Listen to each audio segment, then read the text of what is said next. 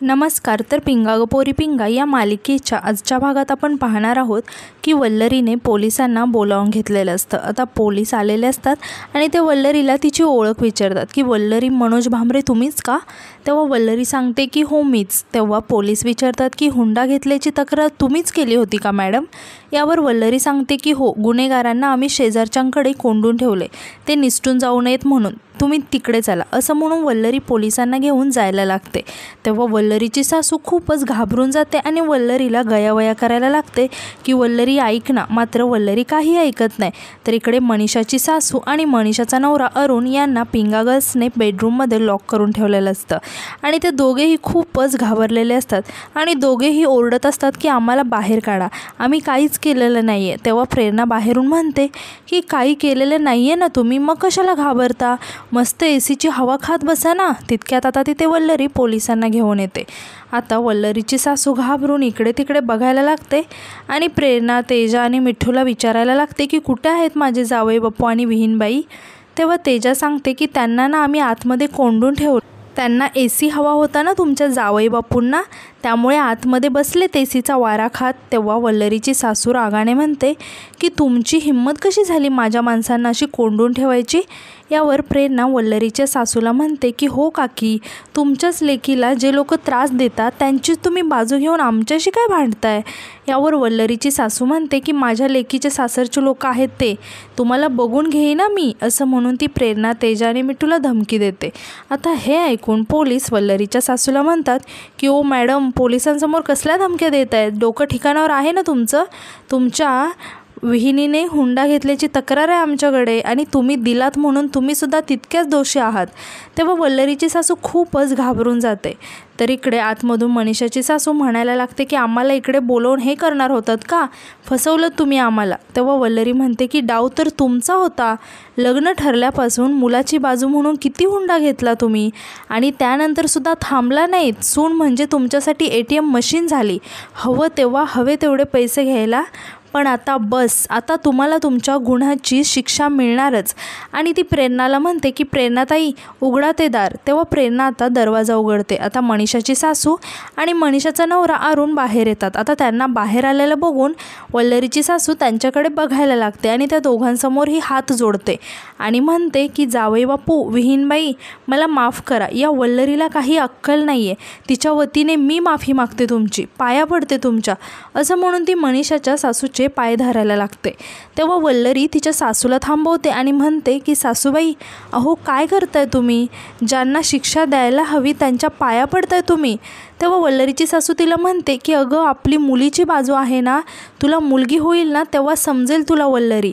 तेव्हा वल्लरी म्हणते की तरीसुद्धा मी माझ्या मुलीला हे नाही शिकवणार. मुळातच मुलगी म्हणजे कमजोर हे असं समजूच नये, हे पहिलं मनातून काढून टाका. तेव्हा मनोजसुद्धा म्हणतो आणि आई, तू कायम अशी वागत राहिलीस ना तर यांच्या मागण्या वाढतच जातील, पण कमी नाही होणार. तेव्हा वल्लरी म्हणते आणि तुम्हाला काय वाटते, तुम्ही हे सगळं मनीषाताईंच्या सुखासाठी करत आहात, पण हे सगळं करून तुम्ही त्यांचं दुःख फक्त वाढवत आहात, बाकी काय नाही.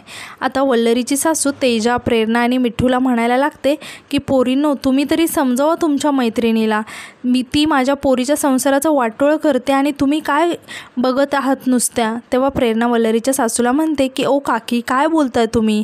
ती जे काही वागते ना ते आज पटत नसेल तुम्हाला कदाचित, पण पुढे जाऊन नक्की पटेल. तेव्हा मिठूसुद्धा म्हणते की आणि आमची मैत्रीण कधी चुकीचं वागूच शकत नाही. तर तेजासुद्धा म्हणते आणि तिने काही डिसिजन घेतला, काही स्टँड घेतला ना तरीही आणि सगळ्या तिच्या पाठीशी खंबीरपणे उभा असतो, एवढं लक्षात ठेवा. आता वल्लरीची सासू रडण्याचं नाटक करत म्हणायला लागते की आता काय करू मी, कुठे जाऊ, कुणाला सांगू? आता पोलीस वल्लरीच्या सासूकडे बघत म्हणतात की ओ बंद करा तुमचा तमाशा. आणि ते मनीषाच्या सासूकडे आणि नवऱ्याकडे बघत त्यांच्या एका साथीदाराला सांगतात की हवालदार, अटक करा या दोघांना. तेव्हा मनीषाचा नवरा पोलिसांच्या हातापाया पडायला लागतो आणि म्हणतो की आम्हाला नका अटक करू, आम्हाला माफ करा. तर मनीषाची सासूसुद्धा म्हणायला लागते की आम्ही चांगल्या घरातली माणसं आहोत. तेव्हा वल्लरी मनीषाच्या सासूला म्हणते की चांगल्या घरातील माणसं अशी हुंडा नाही मागत, त्यांच्या सुनेला घराबाहेर नाही काढत, त्यांचा छळ नाही करत, आणि हे सगळं तुम्ही केले म्हणून कायद्याच्या नजरेत तुम्ही गुन्हेगार आहात. आणि म्हणते की मॅडम घेऊन जा यांना आणि टाका तुरुंगात. तर तेजा म्हणते की आणि फक्त यांनाच नाही तर हुंडा देणार करणाऱ्या या मिसेस भामरेंनासुद्धा अटक करा. तेव्हा वल्लरीची सासू खूपच घाबरून जाते आणि घाबरतच म्हणायला लागते की मी काय केले, मी तर माझ्या पोरीच्या सुखासाठी सगळं केलं ना. तेव्हा पोलीस वल्लरीच्या सासूला म्हणतात की लेकीच्या सुखासाठी गुन्हा केलात तुम्ही आणि कायदा हे माफ करू शकत नाही. आता मनीषाचा नवरा मनीषाला म्हणायला लागतो की मनीषा अगं तू तरी काहीतरी बोल. तेव्हा मनीषा रडत म्हणायला लागते की मी काय म्हणू. आता वल्लरी मनीषाच्या सासूला आणि नवऱ्याला म्हणते की एक गोष्ट सांगा, आता जर मनीषाताईंनी तक्रार मागे घेतली आणि त्यांना सासरी पाठवून दिलं तर कशावरून तुम्ही आमच्या मनीषाताईंना परत त्रास देणार नाही. यावर मनीषाचा नवरा त्यांच्या आईला म्हणतो की आई पाहिलंच ना काय झालं गं, मी तर यांना लग्नाच्या दिवसापासून बोलत होतो की मनीषा मला पसंत आहे, नको घेऊ हुंडा, नको त्रास देऊ तुला, तरी पण तुम्ही माझं काही ऐकलं नाही. मला कुठलीच अपेक्षा नव्हती, तू मला भाग पाडलं तिच्याशी वाईट वागण्यासाठी. आता हे ऐकून सगळेच खूपच शॉक होतात. तेव्हा वल्लरी म्हणते की काय म्हणजे तुम्हीच तुमच्या मुलाच्या संसारात मिठाचा खडा टाकत होता. तर प्रेरणासुद्धा म्हणते की बाईच बाईची शत्रू असते हे उगाच म्हणत नाहीत. तर यावर तेजा म्हणते की एक वेळ सासू शत्रू असू शकते, पण आई, एक आई स्वतःच्या मुलीचं जीवन उद्ध्वस्त करायला कशी निघाले इथे, ही पण तेवढीच दोषी आहे. तर मिठू म्हणते की जे चूक आहे त्याला चूक म्हणायची हिंमत राहिली नाही ना तर हे असंच सुरू राहणार आहे. आता हे ऐकून मनीषाचा नवरा घाबरत म्हणतो की नाही आता हे थांबेल, मी सगळ्यांच्या साक्षीने सांगतो, इथून पुढे मी मनीषाला आदर सन्मानाने वागवेन, मला हुंड्यातला एक पैसाही नको, लग्नाच्या वेळी घेतलेला पैसासुद्धा मी परत करीन आणि माझ्या आईची शपथ घेऊन सांगतो मी. यावर मिठू म्हणते बघा आईची शपथ घेतली आहे, जर मोडली तर आई डायरेक्ट ढगात. तर यावर मनीषाची सासू घाबरत म्हणते नाही नाही नाही, मी त्याला शपथ नाही मोडू द्यायची, विश्वास ठेवा माझ्यावर. आता हे सगळं ऐकून पोलीस म्हणतात हे सगळं कायद्याला कळत नाही, गुन्हा घडला आहे, त्यामुळे तुम्हाला पोलीस स्टेशनला यावंच लागेल. आता वल्लरी मनीषाकडे बघायला लागते आणि मनीषाला म्हणते की मनीषाताई आता पूर्णपणे तुमच्या हातात आहे, तुम्ही यांना माफ करायचं की शिक्षा द्यायची हे तुम्हीच ठरवा. तेव्हा मनीषा म्हणते की हे स्वतःहून माझ्याशी कधीच वाईट वागले नाहीत, यांचं एकच चुकलं, हुंड्यासाठी यांनी माझं कधी साथच नाही दिली, आई वडील जे म्हणतील त्यांना हो म्हणत राहिले ते. तेव्हा मनीषाचा नवरा तिची माफी मागत तिला म्हणतो की मला माफ कर मनीषा, मला माझी चूक कळली आहे. आता मनीषा वल्लरीला म्हणते की वहिनी सगळ्यांच्या समोर आणि पोलिसांसमोर एवढं सांगतायत ते, मी यांना माफ करते. आता हे ऐकून मनीषाची सासू आणि मनीषाचा नवरा दोघेही खूप खुश होतात आणि आता मनीषाची सासू तिला म्हणते की मनीषा तू किती चांगली आहेस गं. आता वल्लरी पोलिसांना म्हणते की मॅडम मला असं वाटतं की यांना यांची चूक समजले, हा विषय आम्ही इथेच थांबवतोय. आता पोलीस मनीषाच्या सासूला आणि तिच्या नवऱ्याला म्हणतात की हे बघा पुन्हा जर का मनीषाला त्रास द्यायचा प्रयत्न केला किंवा त्यांच्या घरच्यांकडे हुंडा मागितला आणि आम्हाला समजलं तर थेट जळगावला येऊन अटक करू.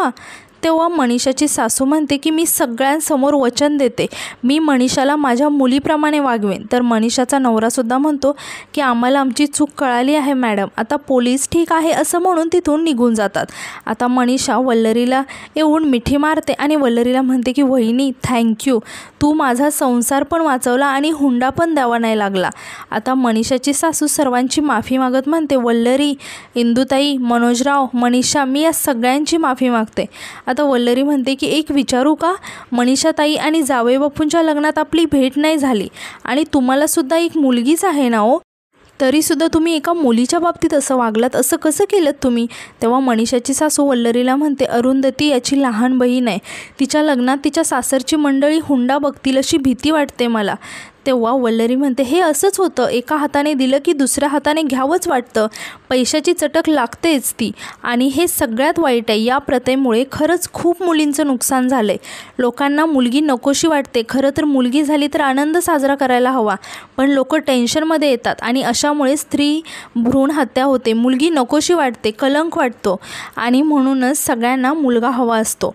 पण कोणीतरी हे सगळं थांबवायला हवं ना, आणि कोणीतरी नाही म्हणायची सुरुवात करायलाच हवं. कोणीतरी हे म्हणायला हवं की आमची मुलगी आम्हाला जड नाही आहे, हे ठणकावून सांगायला हवं, तरच हे सगळं थांबेल. मुलगी सासरी जाताना तिच्या पाठीशी आपण खंबीरपणे उभे आहोत असं तिला सांगायला हवं. लग्न झाल्या मुलगी परकी झाली हा विचार आधी मनातून काढूनच टाकायला हवा.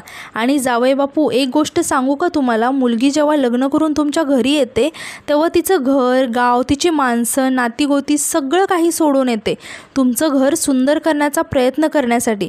अशा वेळेला तेव्हा जेव्हा तुम्ही तिच्या पाठीशी खंबीरपणे उभं नाही राहणार तर ती कोणाकडे बघेल? तेव्हा मनीषाचा नवरा अरुण म्हणतो की पटलं मला वल्लरीताई तुमचं, मोठी चूक झाली माझी, पण मी इथून पुढे नेहमी मनीषाच्या पाठी उभं राहीन. आता हे ऐकून सर्वजण खूपच खुश झालेले असतात. आता मनोज मध्येच म्हणतो की हे सगळं जाऊ दे, आधी आपण घरी जाऊया आणि जेवण करूया. आई आणि मनीषाने तुमच्या आवडीचा बेत केलाय, चला चला. तर आता यानंतर आपण पाहतो की सर्वजण मनीषाची सासरी पाठवणी करण्यासाठी खाली जमलेले असतात. आता प्रेरणा तेजा आणि मिठूला म्हणते मनीषाला असं सासरी जाताना पाहून किती छान वाटतंय ना गं, पण या सगळ्यांचं क्रेडिट 100% वल्लरीला जातं. तिच्या जागी मी असते तर मला नसतं बाबा जमलं हे एवढं धाडस दाखवायला. तर यावर मिठू म्हणते की हो, तिने हे सगळं खूप प्लॅन करून केलं आहे, खूप मोठी आणि कॅल्क्युलेटिव्ह रिस्क घेतली आहे, म्हणूनच मनीषाचा प्रॉब्लेम सॉल्व्ह झाला आहे ना. तेव्हा प्रेरणा म्हणते की हो, अगदी बरोबर बोलतेस गं मिठू, नाहीतर या असल्या लोकांना वटणीवर आणणं म्हणजे काय सोपं काम नाही आहे. तर यावर तेजा म्हणते की पण प्रत्येकाने ठरवलं की विरोध करायचा तर कुणाच्या सपोर्टची गरजच नाही लागणार, आपण स्वतःचा मोठा सपोर्ट बनायचा. तर यावर मिठू म्हणते वल्लरी खूप हिमतीची आहे गं, एकदा तिने ठरवलं ना तर मग ती काही मागे हटत नसते. असं म्हणून त्या तिघीही वल्लरीकडे खूप कौतुकाने बघायला लागतात. तर इकडे मनीषा वल्लरीसमोर हात जोडत म्हणते वहिनी मी चुकले गं. तेव्हा वल्लरी मनीषाला समजावत म्हणते मनीषाताई अहो असं नका बोलू. तेव्हा मनीषा म्हणते की वहिनी मी तुला सगळं आधीच सांगायला होतं गं, पण माझ्यात हिंमतच नाही झाली, मला माफ कर, माझ्यामुळे तुम्हाला खूप त्रास झाला. आता मनीषा मनोजला म्हणते की दादा तू माझ्या लग्नाला नाही आलास ना म्हणून मला तुझा खूप राग आला होता, पण आता असं वाटते की वहिनी संकटात असताना तू नाही आला हे चांगलंच केलं. दादा तू तिच्या पाठीशी खंबीरपणे उभा राहिला, एका नवऱ्यानं जसं वागायला हवं ना तसा वागलायस तू. तेव्हा मनीषाचा हात हातात घेत मनोज म्हणतो की मनीषा मला माफ कर, तुझ्या लग्नाला मी येऊ नाही शकलो ही खंत कायम माझ्या मनात राहील बघ.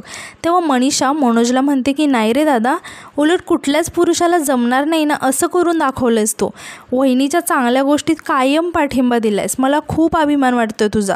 तेव्हा सगळेच खूपच इमोशनल होतात. आता मनोज मनीषाला म्हणतो की बरं ठीक आहे, तू सुद्धा तुझ्या वहिनीसारखी खंबीर राहा, तिच्या मनात जे काही विचार आहेत ना तेच विचार तुझ्या मनात सुद्धा ठेव. तर आता वल्लरी मनीषाच्या नवऱ्याला अरुणला म्हणते की जावई बापू जे काही घडलं त्याचा मनात राग नका ठेवू, नाईलाजाने करावं लागलं ते आम्हाला, खरंच या सगळ्यांचा मनीषाताईंना त्रास होऊ देऊ नका, माफ करा आम्हाला. असं म्हणून मनीषा आणि मनोज दोघेही अरुणसमोर हात जोडतात. तेव्हा अरुण वल्लरीला म्हणतो की अहो ताई आज तुम्ही माझे डोळे उघडलेत, आज मला समजले की माझी खरी संपत्ती तर माझी मनीषा आहे, मी काहीच त्रास नाही होऊ देणार तिला, तुम्ही निश्चिंत राहा, चला येतो मी. असं म्हणून ते तिथून निघून जायला लागतात. आता मनीषाला असं आनंदाने सासरी जाताना पाहून सर्वजण खूपच भावूक होऊन त्यांच्याकडे बघत असतात. तर मनोज आणि वल्लरीसुद्धा खूपच इमोशनल झालेले असतात. आणि आजचा भाग इथेच संपतो. धन्यवाद.